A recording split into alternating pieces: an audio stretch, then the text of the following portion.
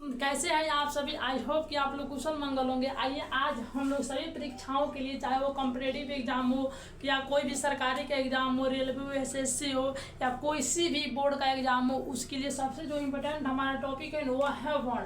और आज हम लोग वर्ण को समझने की प्रयास करेंगे। इससे पहले आप मेरे चैनल पर नए तो चैनल को सब्सक्राइब कर लेना और बेल आइकन को दबाना ना भूलें, ठीक।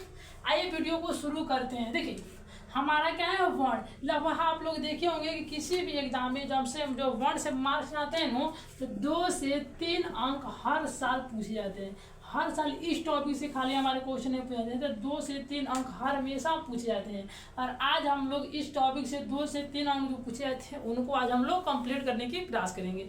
आइए समझने की प्रयास करते हैं कि आखिर कारण वर्ण क्या होता है। ठीक क्या है कि वर्ण क्या होता है, इनको हम लोग समझने की प्रयास करेंगे। देखिए वर्ण जो होता है, सबसे पहले आप लोग मान लिखे हैं कमल, क्या है कमल लिखा गया है। ठीक, तो आप लोग देखे होंगे कि जो कमल क्या है, तो कमल हमारा एक शब्द है। ठीक, और कमल को हम लोग क्या करेंगे, तोड़ेंगे। क प्लस का अ प्लस का म प्लस का अ प्लस का ल प्लस का अ मिलने से क्या होता है, जब हम लोग कमल को तोड़े तो इतना सारा शब्द हमारे पास क्या हुआ, निकल करके आया। ठीक, और आपसे पूछा जाए कि बताइए कि जो हमारा क है या कमल का क्या है, कमल शब्द का क हमारा क्या है, तो कहेंगे कि जो कमल है नु उसका एक भाग है, बहुत छोटा सा भाग है। अ क्या है, तो अ भी कमल शब्द का एक बहुत छोटा सा भाग है। सिर्फ उसी तरह क्या होता है कि जो हमारा वर्ण होता है नु, वह किसी भी भाषा या शब्द का सबसे छोटा इकाई, यानी कि इसी को हम लोग कहते हैं वर्ण। इसे क्या बोलते हैं, इसे ही बोलते हैं हम लोग वर्ण। इन सभी को क्या बोलेंगे, तो इन सभी को हम लोग बोलेंगे वर्ण। तो लिखेंगे कि जी वर्ण वर्ण वर्ण वर्ण भाषा की वर्ण भाषा की सबसे छोटी इकाई होती है। क्या है, छोटी इकाई है। वर्ण क्या है, भाषा की सबसे छोटी इकाई है। जो मान लीजिए कि हिंदी भाषा आ गया, और हिंदी भाषा में हम लोग क्या लिखे, एक शब्द लिखे कमल, और कमल को जब हम लोग तोड़े तो क अलग हो गया, अ अलग हो गया, म अ ल अ ये सब अलग हो गया, और जो हमारा क बचा था ये हमारा क्या है, एक वर्ण है। अब बचा ये भी क्या हमारा एक वर्ण है। तो ये क्या है, यह भाषा का सबसे छोटी इकाई, यानी कि क अ और म इन सभी को मिलने से ही हमारा क्या बना है, तो कमल बना है। और कमल में किस में लिखा जाता है, तो हिंदी भाषा में लिखा जाता है।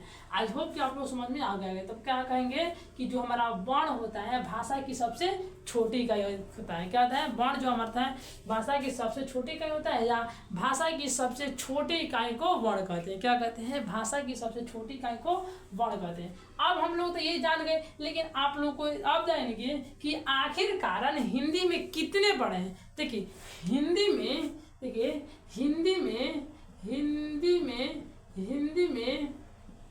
में कितने 48 वर्ण है। कितने वर्ण है, तो 48 वर्ण है।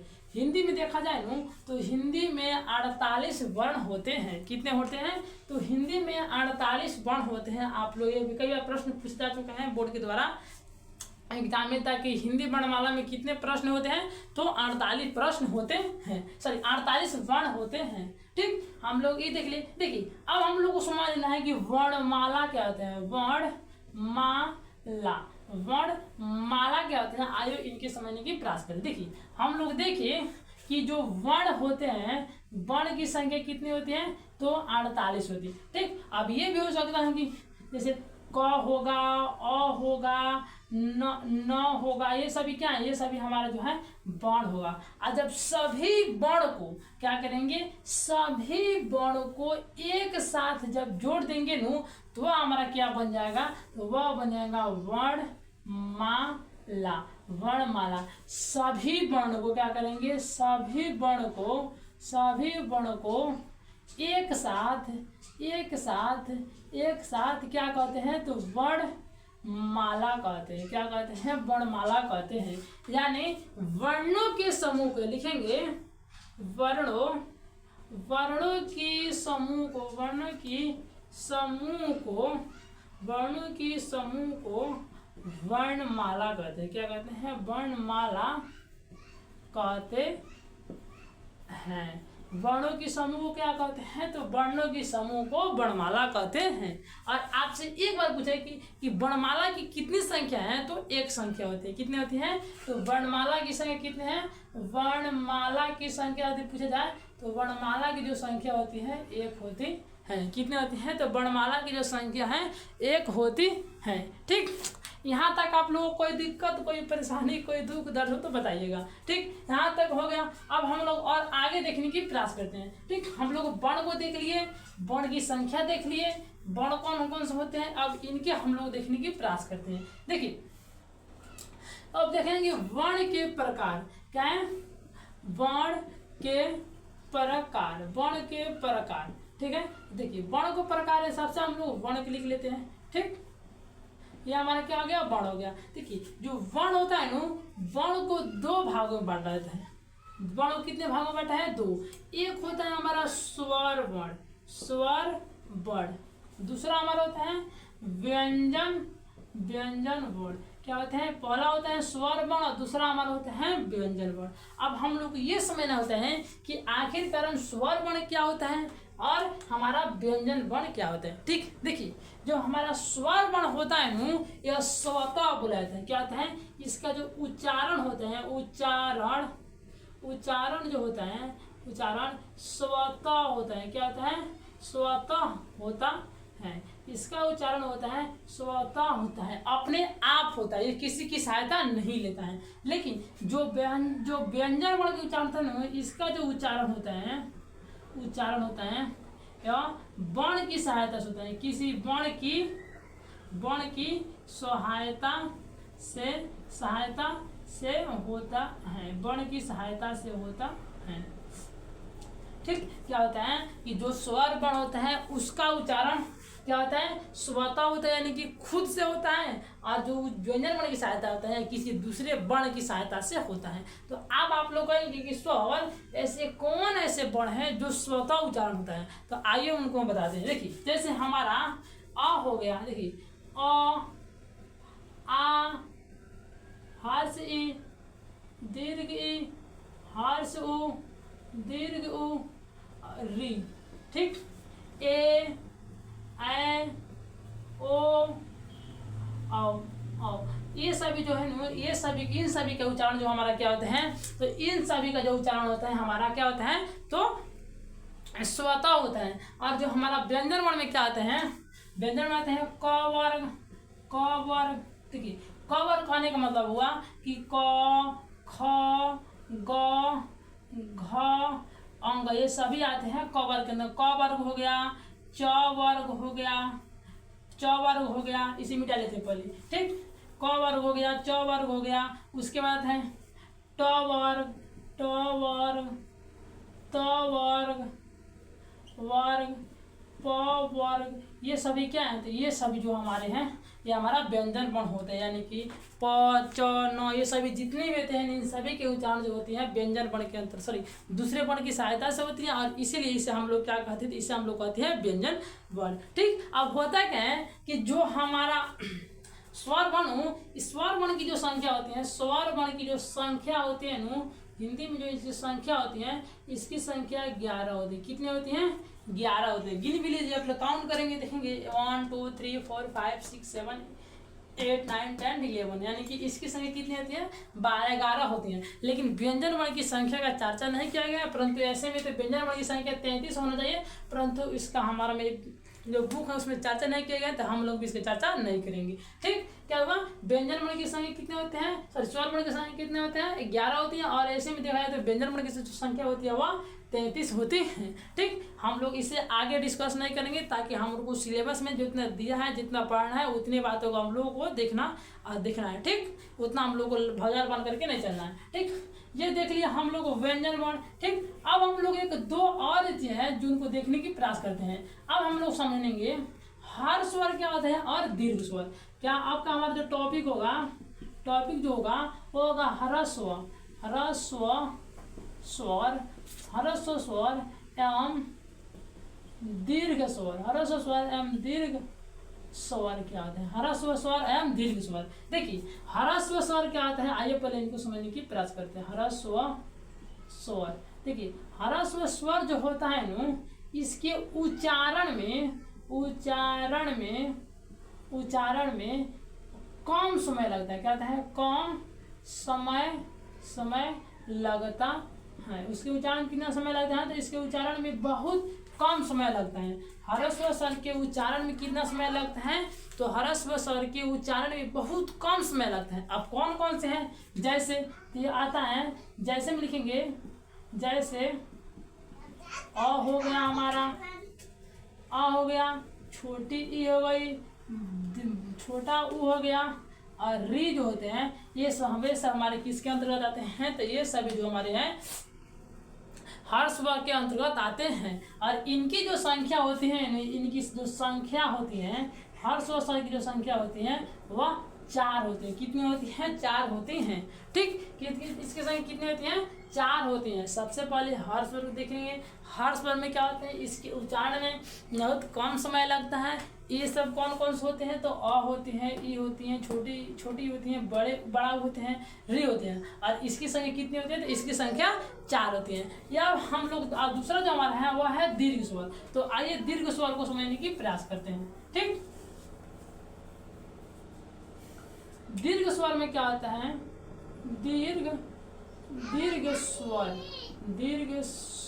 देखिए इसमें क्या होता है कि उच्चारण में क्या होता है, उच्चारण में अधिक समय लगता है। कितना, अधिक समय लगता है, अधिक समय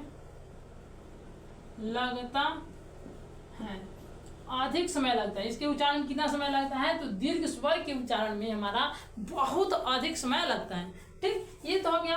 आप कहेंगे कि स्वर ऐसे कौन से स्वर हैं जो कि दीर्घ स्वर हैं, तो आइए बताते हैं। जैसे में क्या लिखेंगे,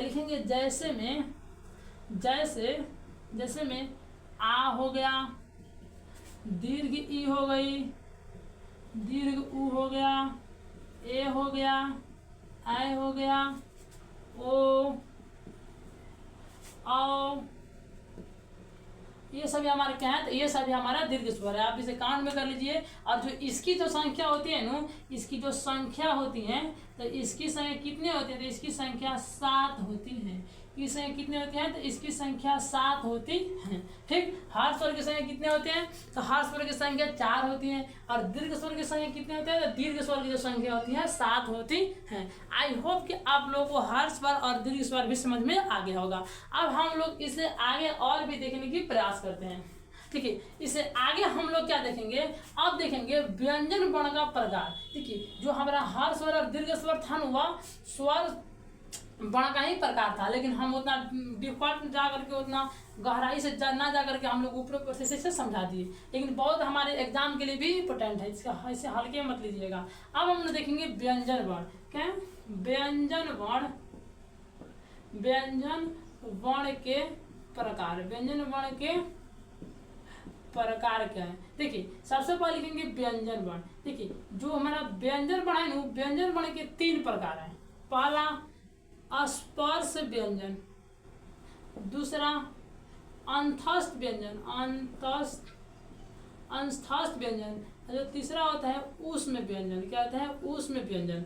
व्यंजन वर्ण कितने प्रकार है, 3 प्रकार, स्पर्श व्यंजन, अंतस्थ व्यंजन और ऊष्म व्यंजन। अब हम लोग देखेंगे कि स्पर्श व्यंजन क्या होता है, अंतस्थ व्यंजन क्या होता है और ऊष्म व्यंजन क्या होता है। ऐसे में तो इसे आप देखिए, जो हम लोग इसमें पढ़े ना, इसका कोई भी डिफिनेशन, कोई भी परिभाषा आपसे नहीं पूछा जाएगा।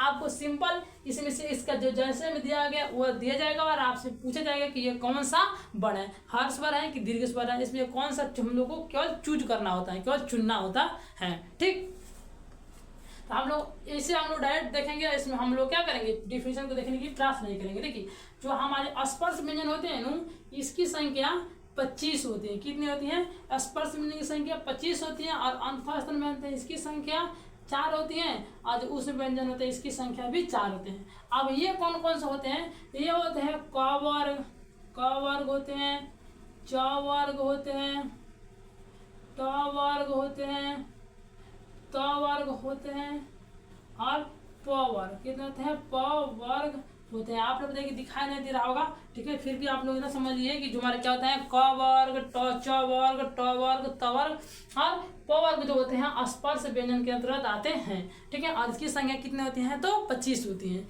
अब दूसरा हमारा क्या है, दूसरा हमारा है अंतस्थ व्यंजन। क्या है दूसरा हमारा है अंतस्थ व्यंजन। और इस अंतस्थ व्यंजन क्या होते हैं, य हमारा होता है, र होता है, ल और वो, ये सभी हमारा क्या है तो ये सभी जो हमारा है ये सभी हमारा अंतस्थ व्यंजन होते हैं। इसकी संख्या कितने हैं 4 है, य र ल व, ये सभी क्या है तो ये सभी हमारा अंतस्थ व्यंजन है। और उस व्यंजन में क्या होता है तलामी स, मूर्धन स, दंत स, एवं जो ह होते हैं ये चारों हमारे क्या हैं तो ये चारों हमारे जो हैं या उस व्यंजन के प्रकार यानी कि उस व्यंजन है। हमारा जो वर्ण का जो टॉपिक था यहीं पे समाप्त होता है। सॉरी एक टॉपिक और छूट गया, एक टॉपिक और छूट गया, ये उससे पहले समझ लेते हैं फिर वीडियो को क्लास को बंद करते हैं। देखिए एक टॉपिक है, आप लोग इसे देखे होंगे कि एक है अन और इसे होते एक बोलते हैं अ, इसे हम लोग बोलते हैं क्या अनुस्वार, अनुस्वार, अनुस्वार बोलते हैं। और इसे हम लोग बोलते हैं विसर्ग।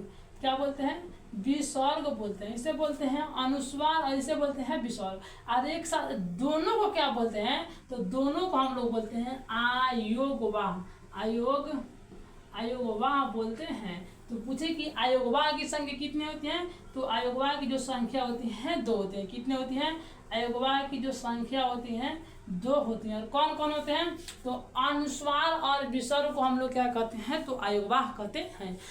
आज हमारा जो हमारा टॉपिक था, आज का जो हमारा क्लास था यहीं पे समाप्त होता है। बाकी आपको ये वीडियो कैसा लगा कमेंट बॉक्स में जरूर बताएं और अपने एक मित्र के पास शेयर जरूर करें। साथ ही आप मेरे चैनल पर नए चैनल को सब्सक्राइब कर लेना और बेल आइकन को दबाना ना भूलें। जाते जाते यदि आपको कोई प्रश्न पूछना हो तो कमेंट बॉक्स में जरूर बताइएगा, हम आपके प्रश्नों को रिप्लाई देने का प्रयास अवश्य करेंगे।